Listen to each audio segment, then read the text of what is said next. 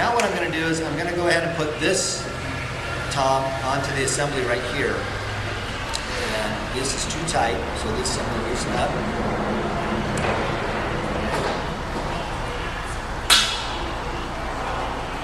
Different philosophy here. I actually like to put these on the outside. Some people like them on the inside, but I found if you add more pieces to your drum set, the more things you have on the outside, it's a lot easier to do the adjustment. If I had these on the inside, let's say I put a cowbell or something over here, it's going to be hard for me to make the adjustment later. So I typically try to put everything on the outside. This has got to be loosened up also, the collar. Because what's going to happen is there's a female part right here that goes into the collar, and that allows it to hold it in place. This just slips on right here like this. Nice and easy. This collar now is going to be going down here. And once again, it's on this side, which is okay. Like that. This. About the right height here for me. Some people like a little bit lower, but this is about the right height for me. Depending on what happens on this side, I'm still going to just do this loosely, because I might have to make some adjustment. And now I'm going to go to put the 13-inch head together. All right, well now I put together the 12-inch tom. The 13-inch tom was the exact same. And the 22-inch drum set, most of them are assembled like this, so if you have a friend that has a 22-inch drum set and they didn't get a DeRosa, well, you can tell them to come and visit our little YouTube presentation on how to set up a drum set, and they're going to be able to set up a drum set nice and easy. So you're going to be able to go over to their house and set up their drum set, help them out. What I'm doing right now is I'm just tightening down the resonator head, nice and even. And now I'm ready to put this 13-inch tom onto the tom-tom arm. I found the female part. Here's the male part to the collar. Hopefully I'll be lucky and it's going to be pretty close. And this is just going to go on. Remember, never force anything. It should go on nice and easy. Give it a little push. It is drums. You will be beating on them at some point. But now I'm just getting the general idea of where I'm going to put the setup. Depending on the drummer. Some people like things that are a little bit closer together. Some people like it a little bit at an angle. I'm going to set it up the way that I do, which is not too extreme, which is right about here. But what I've done is I've made sure that this is level. So when I'm going from this tom to this tom, I'm not going down or I'm not going up. So that's really the key here. And you can make your final adjustments by adjusting the collar and pulling out the tom arm just to get it right where you want it. Push down that collar, make sure it locks into place, and then go ahead and tighten it up. And tighten. Never use a pliers, never use any kind of tool other than this drum key. Because at some point you're going to want to take it apart. Now I'm tightening over here. If you can see behind, you'll see the wing nuts. And this is pretty much where I like it. And I can do some fine tuning on this after I set up my floor tom. I'm going to show you how to set up the floor tom right now.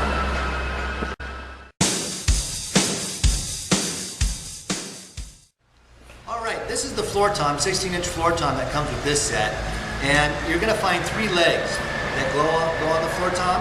So we're going to put those legs on at the end of this. As we assemble, we're going to put basically the heads on, and the heads are the same way that we put on the 12-inch and the 13-inch head. So what I've done is I've already taken off the lug bolt that was on these rims, and what I'm going to do is I'm going to locate the heads. One head has the logo, and one head is the resonator head. The head with the logo is going to be the beater head once again. So now what I have to do is I have to determine what side is the top side of the floor tom. And the legs, actually, you can see with the logo right here that if the logo, you can read it, this is going to be the top. So I see that there's a seam over here, and that's on the inside. There's a seam on the back, which I only want to see. I don't want my audience to see. So I'm going to put this right here to match up, once again, with the badge. I'm going to take the rim, which you've already seen me do, and I'm going to take the lug bolt and the washer, which is right here. I'm going to put the bolt through the washer once again, bolt through the washer.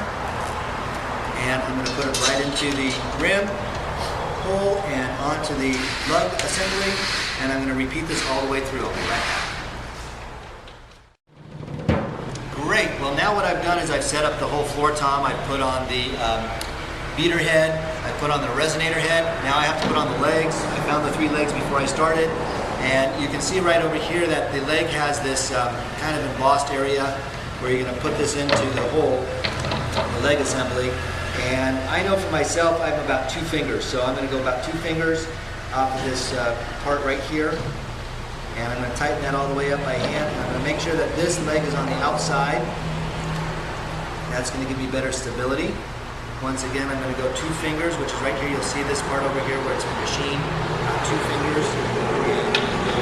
And put this into the assembly again. 2 fingers just to measure it. I can always make an adjustment once I flip it over, but if I put them all the same to start, it's going to make my job a lot easier. I've already gotten all the creases and everything out of this resonator head down here. And once again, 2 fingers. That's one of the rules. 2-finger rule. Also, when you're doing shots, 2 fingers. That's good.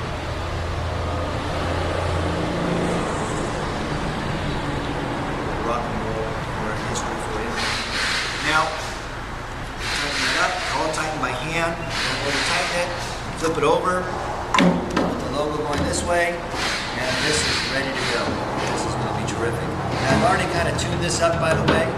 And if I think it's going to be too high, I'm going to lower it. You can lower it this way by just taking this down a notch. Some people like to put this at a slight angle. Makes it a little bit easier for certain players. I'm one of those players. So I'm going to make this part where I'm going to be sitting a little bit lower, but not too extreme. So right about there. That's going to be really good. So when I'm going to be rolling off my drums, I'm going to be able to go pop, just like that. All right, now I'm going to put together one of the cymbal stands. The next thing I've located is the larger cymbal and the cymbal stand that's going to go with it. So what I'm going to do first is I'm going to do the assembly. What I'm doing is I'm assembling all the pieces, and then after I assemble all the pieces, I'm going to show you where everything goes.